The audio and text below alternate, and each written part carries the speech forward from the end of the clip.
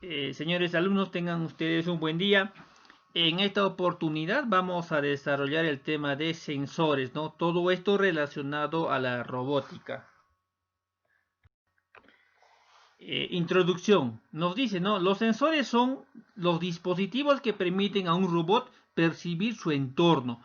¿Qué quiere decir con esto? Que estos sensores nos van a permitir al robot ver lo que está pasando a su alrededor, ¿no? O encontrar obstáculos, determinar la temperatura, determinar la luz, todo eso, ¿no? También nos dice que un sensor es un transductor que convierte algún fenómeno físico en señal eléctrica. Nosotros sabemos que es un transductor, ¿no? Transductor es aquello que te va a convertir una señal, te va a convertir en corriente, ¿no? Por ejemplo, nosotros sabemos los equipos de sonido te convierten la corriente en sonido, ¿no? En los parlantes, por ejemplo, lo que llega al parlante simplemente es una señal de corriente y lo convierte en sonido. Entonces, ¿qué es lo que va a hacer en este caso? Que un sensor va a convertir una señal física, ¿no? Algo externo a una señal eléctrica, a una señal de corriente, ¿no? También nos dice que la misma propiedad física que puede medirse por varios sensores, o sea, esta misma propiedad física se va a poder medir, ¿no? Por varios sensores, va a poder ser detectada por distintos sensores. En general son limitados e inexactos. O sea, tampoco quiere decir que estos van a trabajar al 100%, no van a ser 100% efectivos. También dependiendo al tipo de sensor, a la calidad del sensor, te van a poder percibir algún tipo de señal en su entorno, ¿no? La sensorización de un robot implica diversas disciplinas. Por ejemplo, electrónica, ¿no? En electrónica, un proceso de colación determinar si pasa o no corriente. Es como un sensor, por ejemplo, de proximidad, que cuando alguien se está aproximando, el sensor deja pasar corriente, ¿no? Y se prende un foco, ¿no? Lo mismo va a pasar con estos sensores. Un diseñador de robot generalmente no puede crear nuevos sensores. O sea, ¿qué quiere decir? Los sensores ya están creados, ya están hechos. Simplemente hay que montarlos o hay que acoplarlos a un robot. Algunas definiciones que debemos conocer. Nosotros debemos conocer si queremos ensamblar un robot, ¿no? La sensibilidad es una medida del rango de variación de señal enviada, ¿no? ¿Qué quiere decir? La sensibilidad va a ser por ejemplo, hasta dónde este robot te puede captar o percibir un objeto, ¿no? A qué distancia. Si el robot está a una distancia muy alejada, pero te ha percibido, es que tiene buena sensibilidad, ¿no? No es necesario que esté tan cerca para poder percibir esa señal. Precisión. Diferencia entre el valor real y el medido. La precisión, o sea, va a haber una diferencia, ¿no? Eh, por ejemplo, la precisión es cuando el robot a una cierta distancia, de supongamos a 100 metros, ha detectado un objeto, ¿no? Entonces, cuando está a 100 metros, el robot va a detectar y te va a mandar una señal, que hay algo a 100 metros, ¿no? Y tú vas, y desde el punto donde estaba el robot hasta el punto donde está el objeto, vas a llegar a medir y te va a dar los 100 metros. Entonces, hay una precisión en ese sensor, ¿no?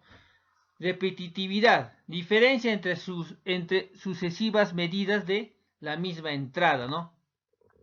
Diferencia entre la misma medida, ¿no? De la misma entrada. ¿Qué quiere decir? Que el robot te va a estar mandando la misma señal en cada momento, ¿no? Va a ir repitiendo lo que está delante de él varias veces, ¿no? De repente hasta que tú le des una respuesta. Resolución. Incremento mínimo observable en la entrada, la resolución. En este caso vendría a ser un sensor óptico, ¿no? Donde el robot te va a poder dar una imagen con una buena resolución a una determinada distancia. Esto quiere decir que hay robots que tienen que acercarse demasiado para darte una buena resolución de imagen, ¿no? Rango, diferencia entre el máximo y el mínimo valor medible. Hay un rango de diferencia, ¿no? Que se considera el más o menos 5%. Es un rango de error, ¿no? Que puede haber entre el mínimo y el máximo. Tenemos la clasificación de los sensores, ¿no? Por ejemplo, vamos a clasificarlos los sensores en dos grandes grupos. Sensores internos y sensores externos, ¿no? Nos da la información sobre el propio robot. Los sensores internos te van a dar la información, lo que está pasando en la estructura del mismo robot. Y los sensores externos nos da la información sobre el entorno, o sea, por lo que está rodeado este robot. En ahí tenemos la proximidad, tacto, fuerza y visión. En cambio, en los internos tenemos la posición y orientación del robot, la velocidad y la aceleración. Otras clasificaciones, sensores pasivos y sensores activos.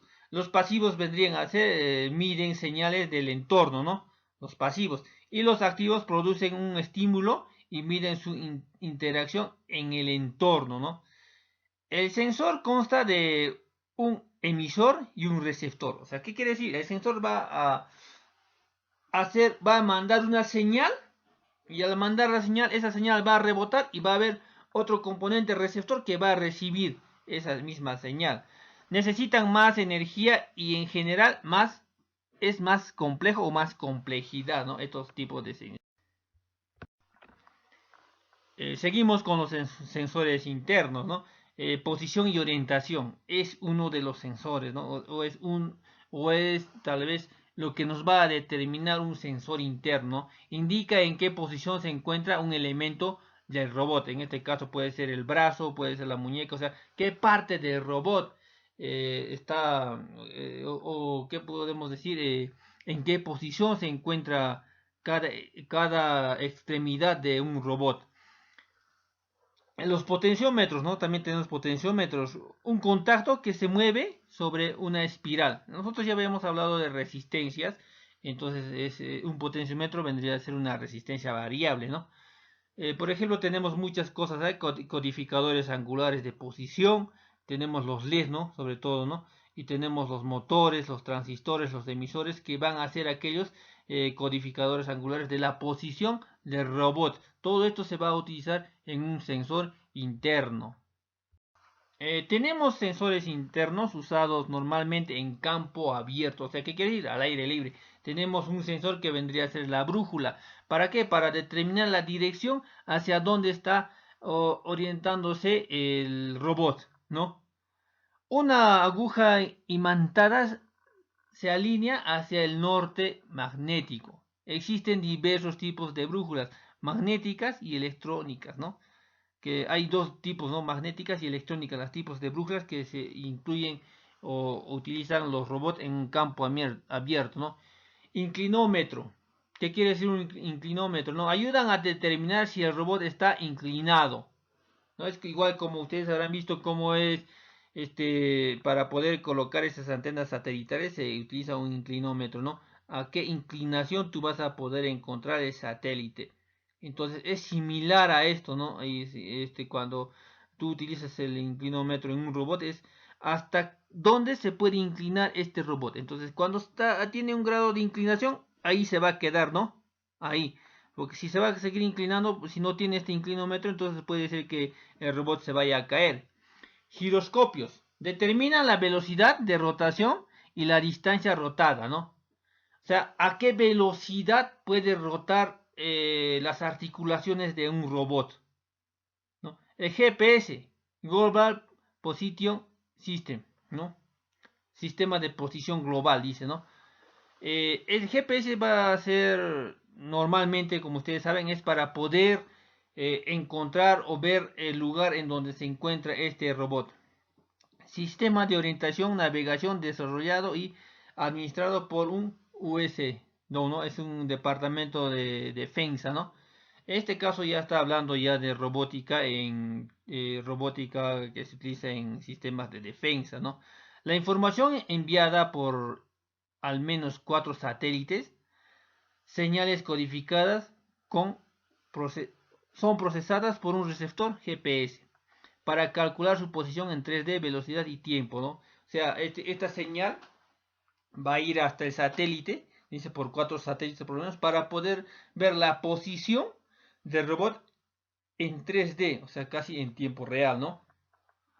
Principales usos: navegación aérea y marítima, seguridad en vehículos terrestres, ¿no?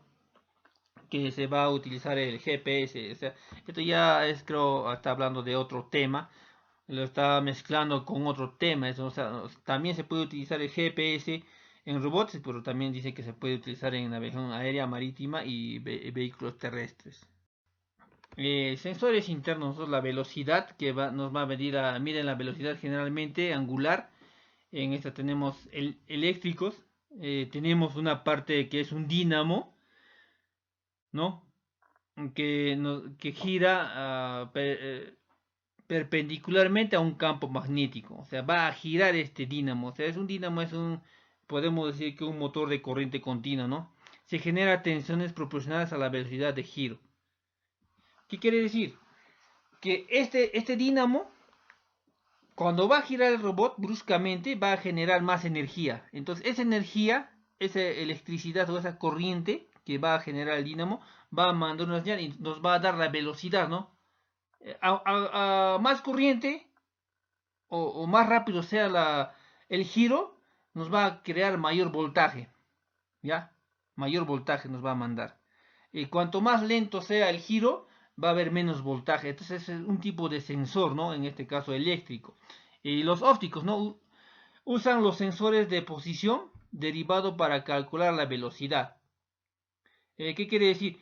Tiene un sensor óptico, o sea, como unos ojos, que cuando está corriendo va a llegar a detectar a qué velocidad está yendo este robot. Los sensores externos, en este caso vamos a hablar de la proximidad, son usados para determinar la presencia de objetos cercanos.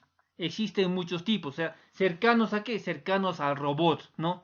Si hay algún obstáculo cerca del robot. En estos tipos tenemos ultrasonidos, magnéticos, inductivos, microondas y ópticos y capacitivos, ¿no? O sea, estos tipos de sensores, ¿no? Que van a detectar la proximidad de algún objeto. Sensores externos, los sensores de ultrasonido, ¿no? Uno de los sensores más utilizados en la robótica móvil, o sea, son para robots que se mueven, ¿no? Un robot necesariamente no puede ser un robot que tenga sus pies, ¿no? Sus extremidades, también puede ser robots que tengan llantas, ¿no? Los robots terrestres, lo que hemos hablado. Sensor activo de reflexión. El emisor y el receptor se colocan juntos y detectan la reflexión de los objetos. ¿Qué quiere decir?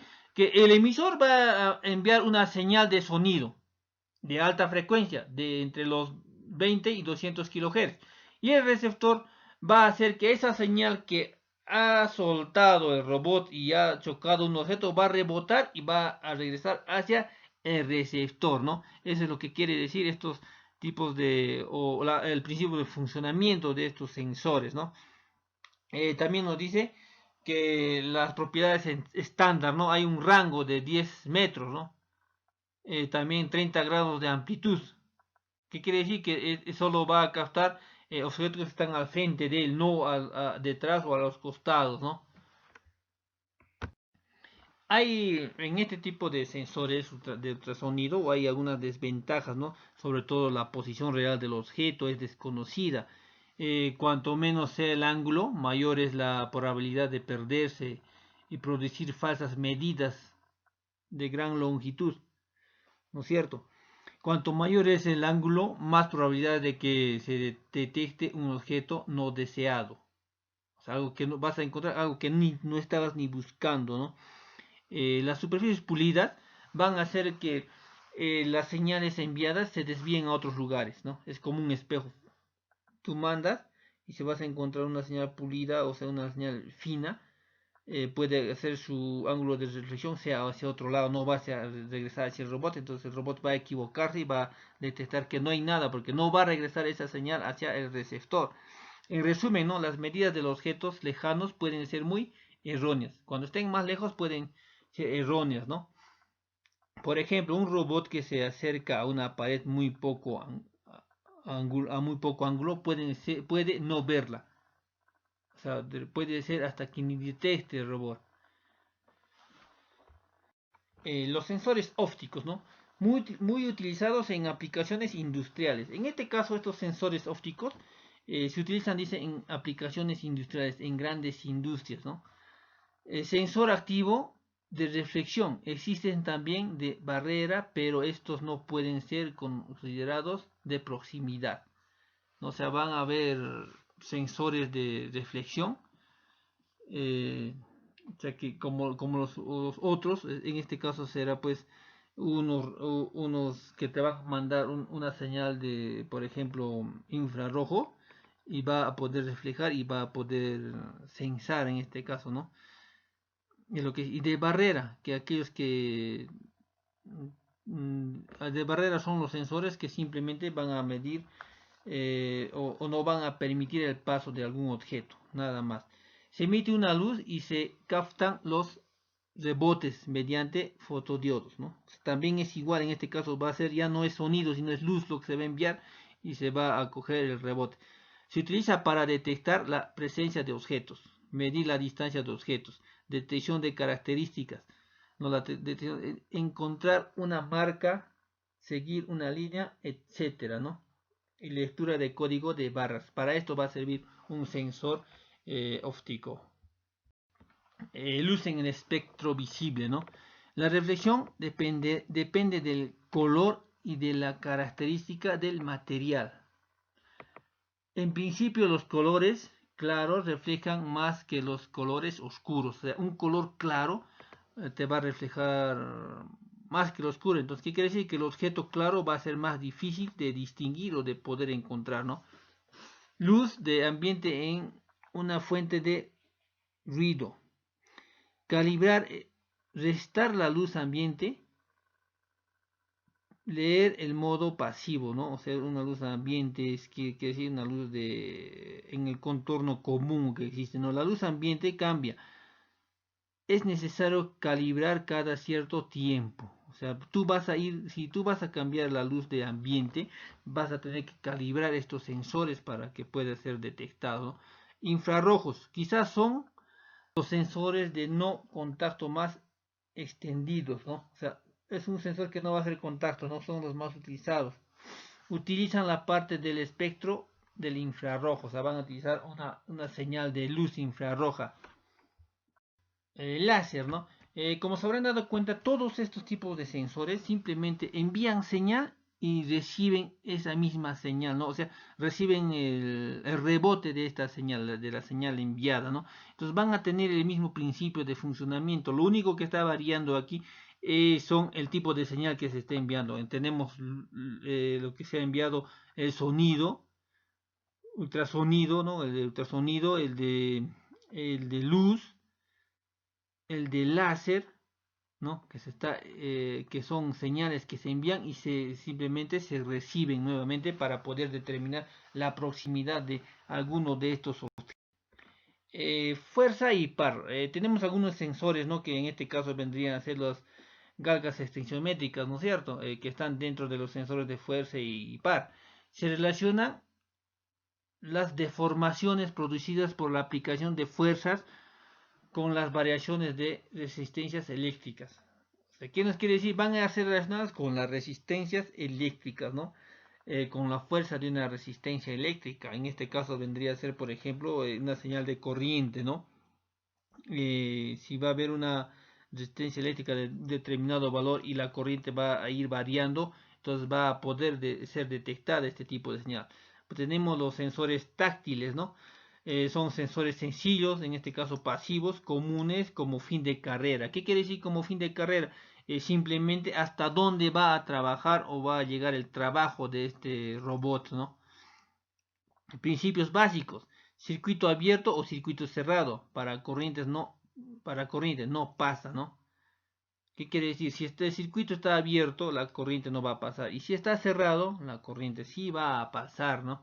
En este caso se utiliza bastante la lógica para poder determinar este tipo de sensores. Necesita un poco procesamiento a nivel electrónico, ¿no es cierto? Simplemente son sensores, como les digo, de fin de carrera, como les puedo decir que son como un interruptor simple, ¿no? Que simplemente el robot está avanzando y va a llegar a algo y cuando va a chocar, se va a activar un interruptor y el robot va a dejar de moverse. Y por último tenemos los sensores de visión artificial. Uso de cámaras como sensores. En este caso se van a utilizar cámaras como sensores, no se va a poder ver una imagen, ¿no? Imitan a los ojos, que son mucho más sofisticados, ¿no? En este caso las cámaras van a ser más sofisticadas. Principio, luz reflejada en los objetos la luz reflejada en los objetos pasa a través de una lente, el iris, ¿no?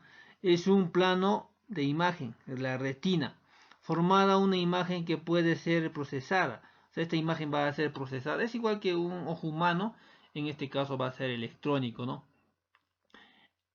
Ese procesamiento suele ser muy costoso computacionalmente, aunque hoy en día es abordable con los nuevos microprocesadores. O sea, es bien caro, pero ahora está siendo más aceptable por los microprocesadores, ¿no? Campo tan complejo que tradicionalmente se ha considerado como un campo de la informática. O sea, más este tipo de sensores está siendo aplicado por los informáticos, ¿no? Porque necesitan una programación, ¿no?